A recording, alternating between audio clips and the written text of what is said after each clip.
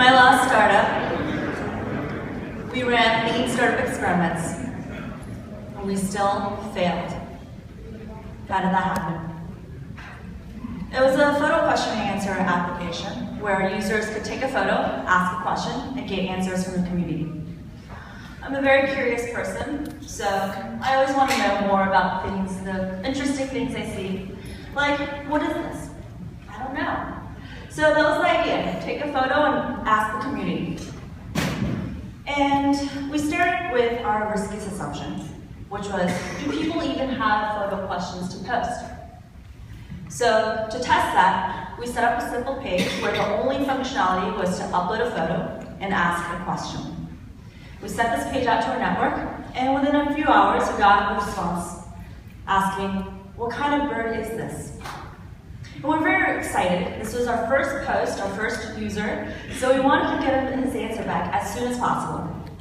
So we needed to test our next riskiest assumption, which was, can someone answer in time? So we set up another page, this time with the photo and the question, and we sent this page out again to our network.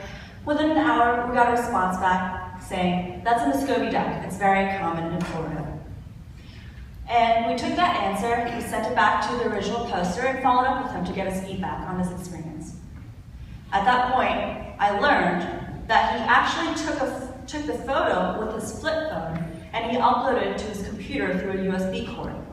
This was in the early days of the iPhone, so before photo sharing was popular. So we didn't realize that it should be a mobile app. But that key insight led us to our first pivot, which was going from web to mobile app. And that took us 2 days to realize.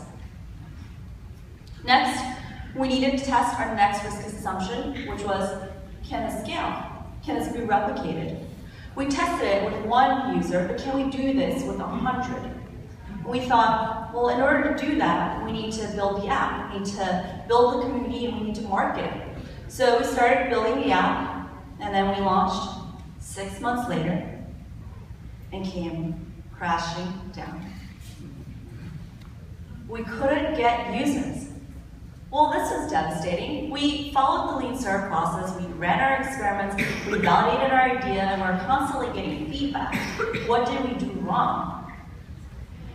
I made it my mission to find out what my mistakes were. So I went back to the drawing board and started from scratch.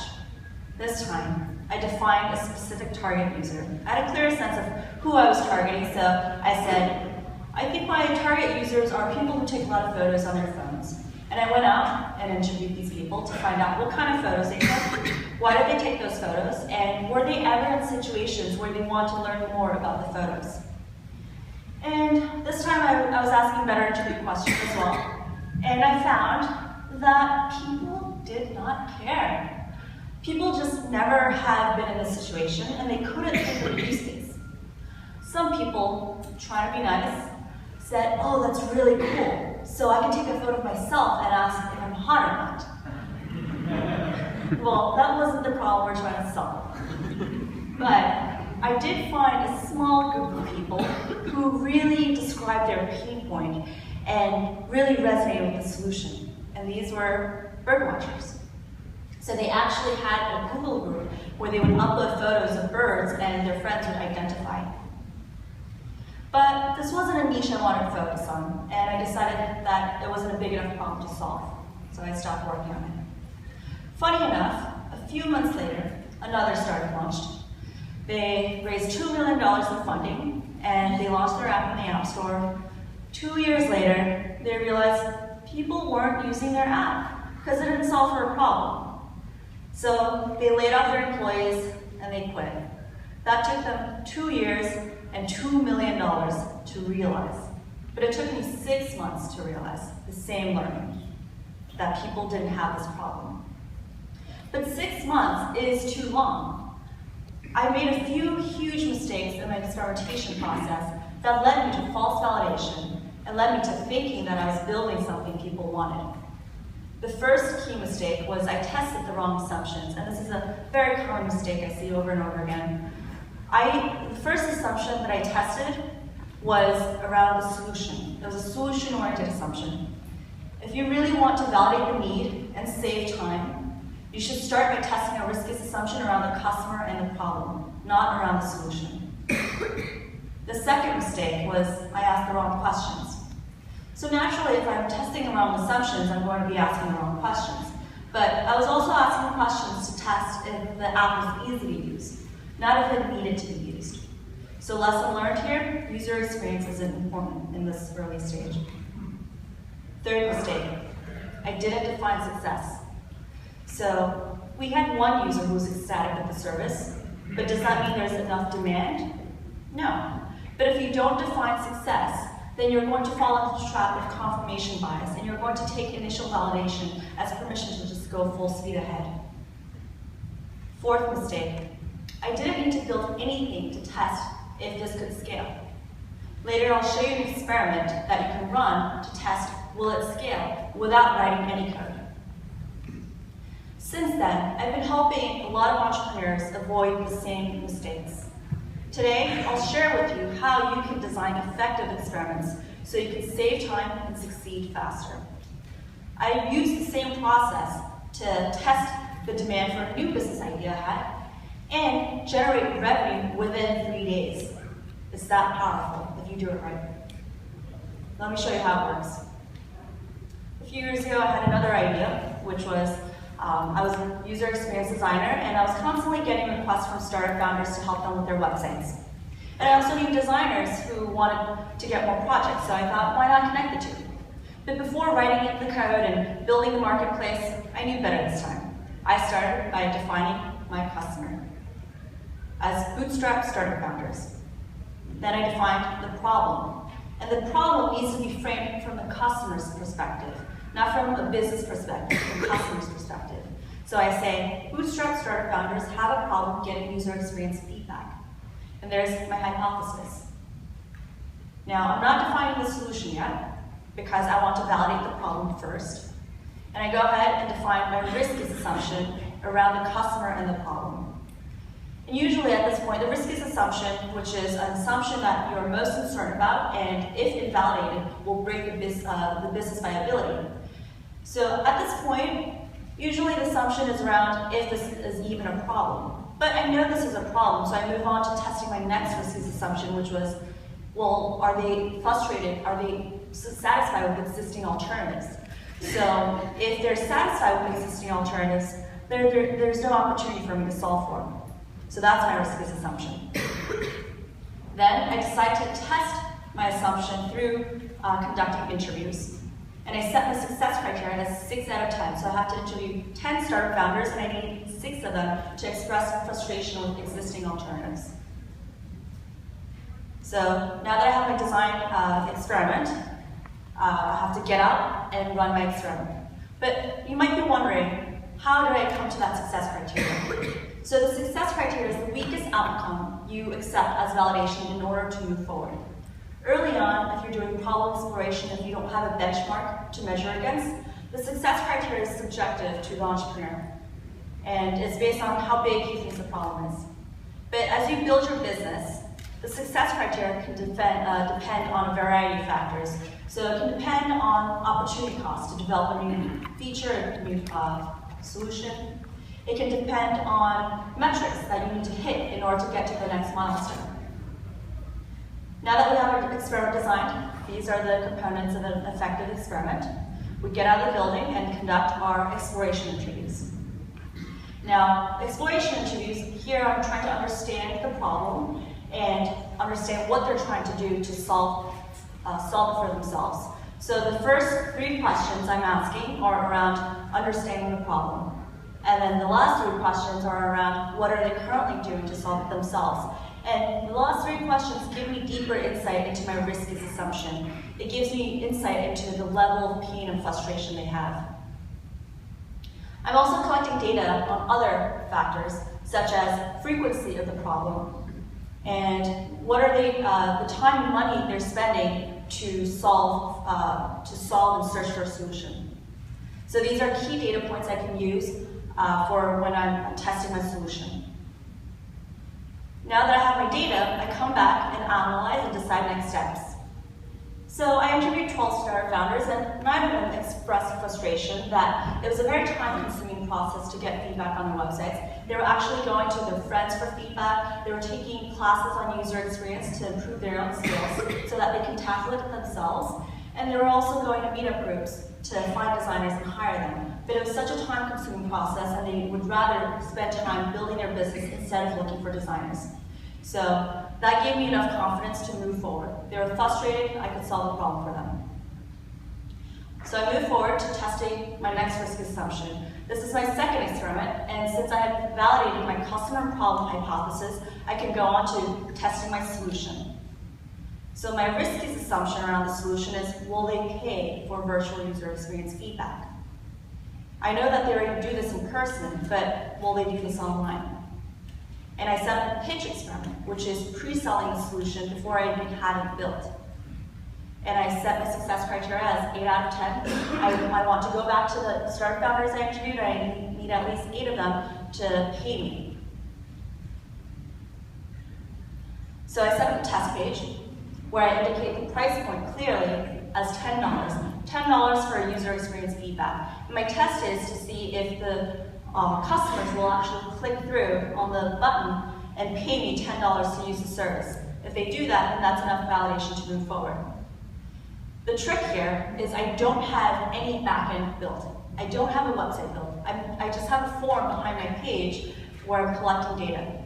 So I set this out, and all the startup founders actually paid me $10 to use the service.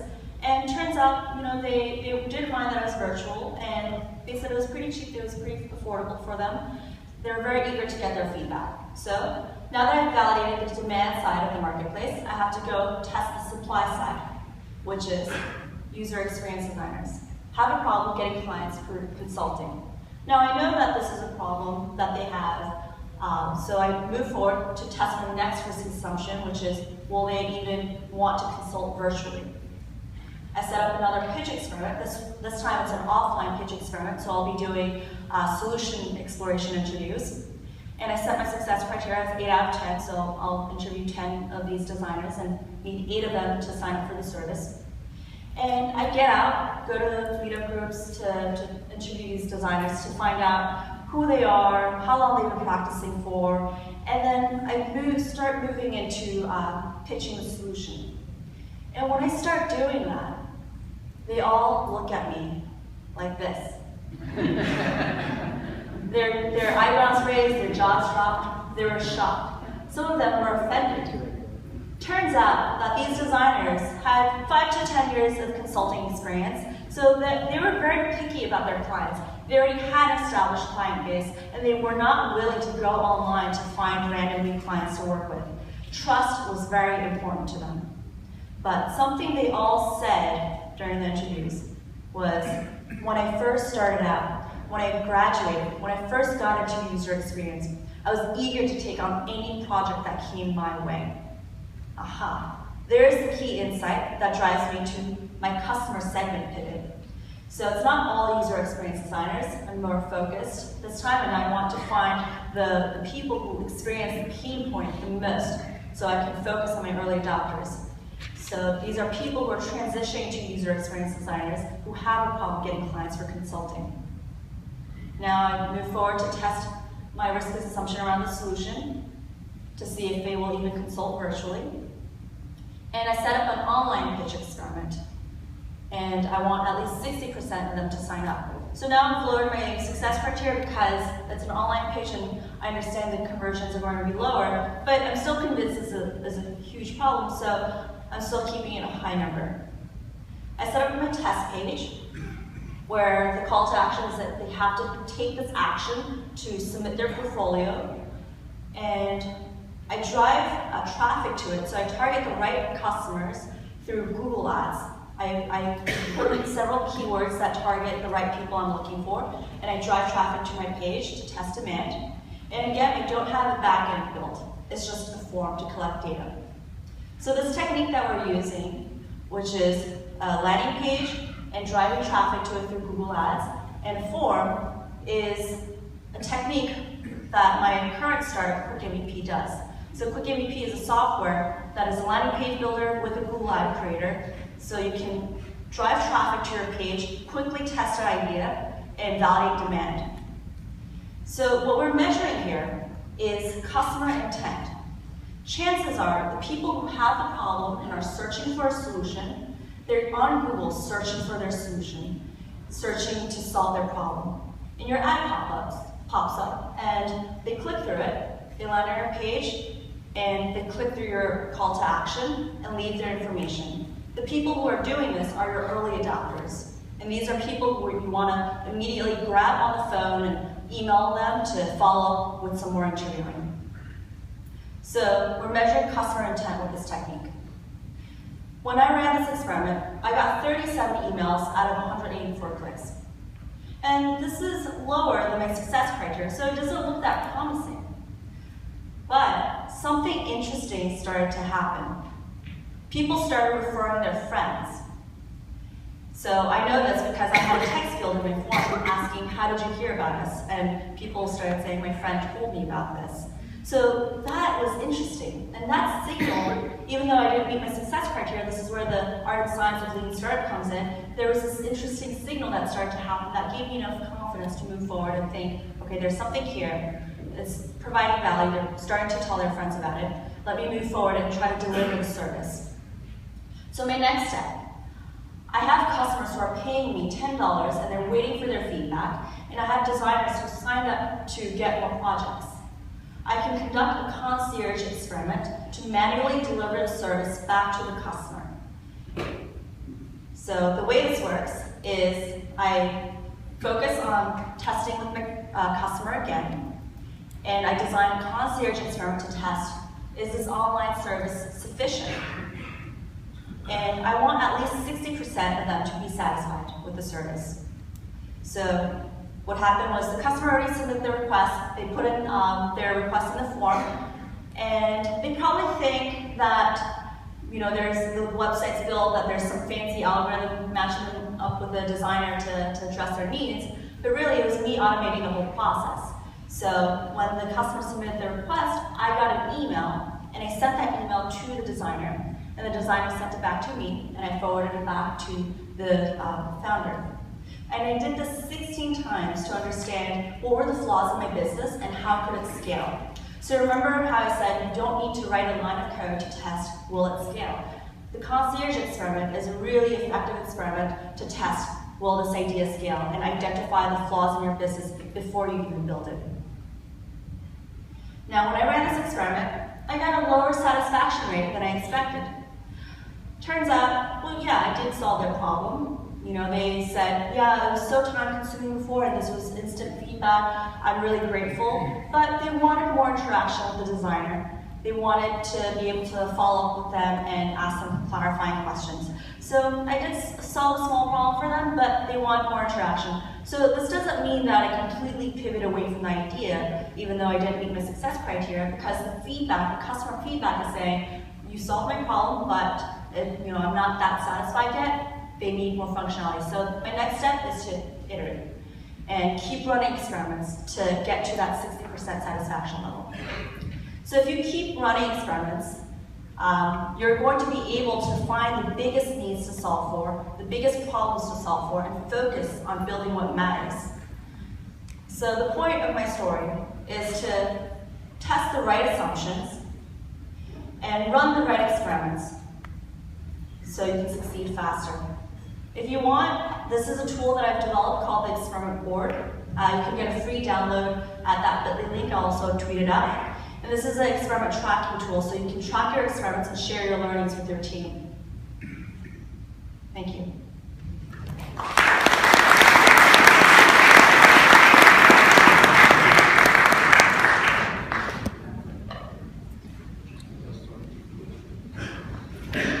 Any questions? If you want, you got a click if you want one. Does anyone have a question?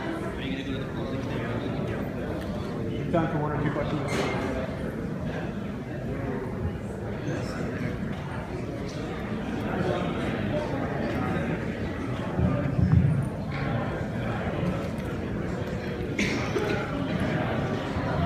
Did you have any science behind the success criteria? How you determine the success criteria, 60% or 8 out of 10? Do you have any science behind that?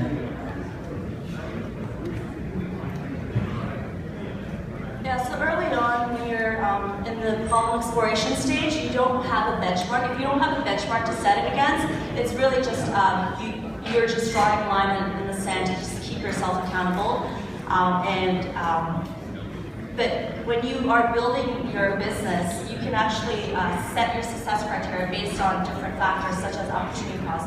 So sometimes, even if you're maybe testing your new business idea, you can set your success criteria as opportunity cost for yourself. So you can, the science behind it is you can factor in your salary. So if you're saying, okay, well, in order for me to leave my job and build this new business, I need to generate this much revenue in the first year and get this many customers in the first year and charge this price in the first year in order for it to be worthy for me to leave my company and start this business. So that's how you can do it, but otherwise if you don't have that kind of benchmark, then it's a gut feeling based on how big you think the problem is.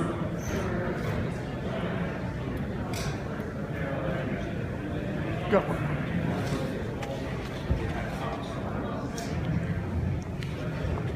One more question. So experiment design is an art, right? Trying to be able to be clear on your metrics, you're clear on what it is you're trying to answer, clear what you're trying to learn. And so some of us at the beginning start to struggle with what good experiments look like. Is there a place that you go or that you can recommend for us to see other people's experiments and design, help us kind of hone in on best practices, things to stray away from?